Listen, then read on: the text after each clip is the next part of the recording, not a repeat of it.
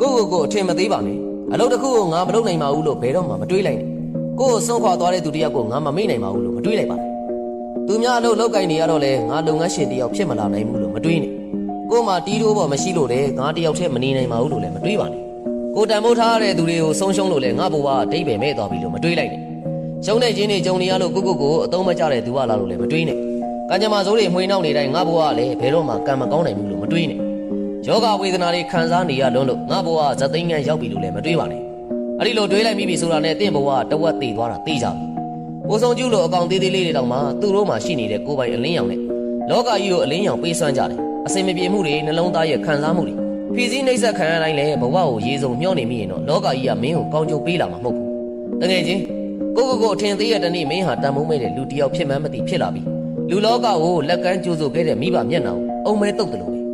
ငါမလုပ်နိုင်ဘူးမတွေးနိုင်ဘူးလို့တွေးတဲ့တနေ့မင်းတည်သွားတဲ့နေ့ပဲဖြစ်တဲ့ခံစားချက်တွေများလွန်းလို့လည်းမခံမရက်နိုင်ဖြစ်နေရင်တရက်တော့ငိုးပါပြီးရင်တော့ပြုံးနိုင်အောင်ကြိုးစားပါနော်